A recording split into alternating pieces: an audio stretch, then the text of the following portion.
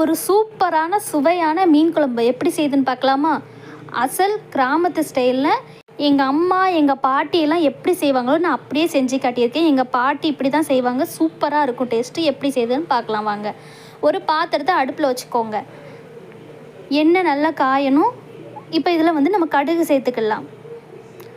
கடுகு ரொம்ப சேர்க்க வேணாம், கொஞ்சம் மீடியமாக போதும், கொஞ்சமாக போதும். கடுகு பொரியணும். கடுகு நல்லா பொரிஞ்சிருச்சு. இப்போ இது கூடவே கொஞ்சம் சீரகம் சேர்த்துக்கோங்க. சீரகமும் நல்லா பொரிஞ்சு வந்ததுக்கப்புறம் ஒரு 10-15 போல் நம்ம வெந்தயம் சேர்த்துக்கிடணும். இது கூடவே சின்ன பூண்டுன்னா ஒரு 5-6 போதும். நான் பெரிய சைஸ்னால நான் ஒரு 4 சேர்த்துருக்கேன். சின்ன வெங்காயம் தான் மீன் குழம்புக்கு எப்போவுமே டேஸ்ட்டு கொடுக்கணும் எங்கள் பாட்டி சொல்லுவாங்க. ஒரு 15-20 போல் சின்ன வெங்காயம் சேர்த்து நம்ம எண்ணெயிலே நல்லா வதக்கணும். எண்ணெயிலே நல்லா வதக்கிட்டு ஒரு 1 சின்ன தக்காளியாக ஒரு 1.5 தக்காளி நான் சேர்த்துருக்கேன், கட் பண்ணி சேர்த்துருக்கேன். இது கூடவே நம்ம மசாலா சேர்த்து வதக்கிடுவோம். மசாலா 1/4 ஸ்பூன் அளவுக்கு மஞ்சள் பொடி, 1 ஸ்பூன் அளவுக்கு வத்தப்பொடி, 1.5 ஸ்பூன் அளவுக்கு மல்லிப்பொடி.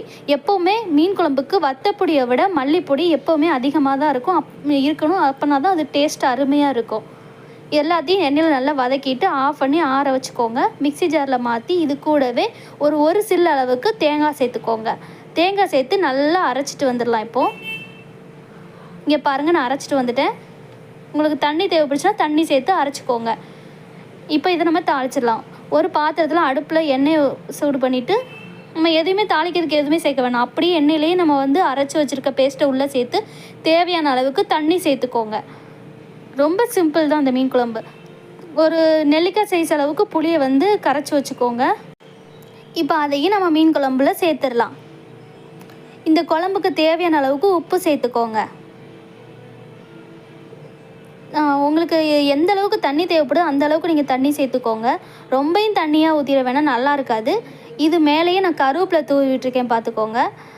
குழம்பு நல்லா கொதிச்சிருச்சு. நல்லா எண்ணெயெல்லாம் கொஞ்சம் கொஞ்சம் பிரிஞ்சு வர ஆரம்பிச்சிருச்சு. இப்போ இந்த குழம்புக்கே ஹீரோவான நெத்திலி மீன், அதையும் நம்ம உள்ளே சேர்த்துடலாம். நெத்திலி மீன் ரொம்ப குட்டியாக இருக்கிறதுனால ரொம்ப நேரம்லாம் நம்மளுக்கு கொதிக்க தேவையில்லை. ஒரு 2 நிமிஷம் 3 நிமிஷம் மட்டும் கொதிச்சா போதும். ரொம்ப நேரம் நம்ம ஒரு 5 நிமிஷம் 10 நிமிஷம் கொதிக்க வச்சோம்னா மீனெல்லாம் உடஞ்சி போயிடும். அப்புறம் முள் மட்டும் தான் இருக்கும், நல்லா இருக்காது. இங்கே பாருங்கள், அவ்வளோதான். 2 நிமிஷம் ஆயிடுச்சு. சூப்பரான கமகமன்னு மீன் குழம்பு ரெடி ஆயிடுச்சு.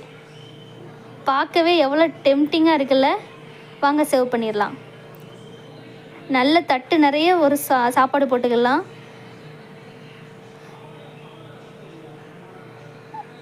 நம்ம செஞ்சு வச்சுருக்க மீன் குழம்ப ஒரு கரண்டி எடுத்து ஊற்றுறேன் பாருங்கள். நான் செஞ்சுருக்க மாதிரி நீங்களும் உங்கள் வீட்டில் செஞ்சு பாருங்கள். கண்டிப்பாக டேஸ்ட்டு அருமையாக இருக்கும். நீங்களே சொல்லுவீங்க, அந்தளவுக்கு சூப்பராக இருக்கும். ஒருவேளை நீங்களும் இப்படி தான் செய்வீங்க, உங்கள் பாட்டியும் இப்படி தான் செய்வாங்கன்னா கமெண்ட் பாக்ஸில் கமெண்ட் பண்ணுங்கள். இந்த வீடியோ பிடிச்சிருந்துச்சு அப்படின்னா லைக் பண்ணுங்கள், சப்ஸ்கிரைப் பண்ண மறந்துடாதீங்க. பாய்.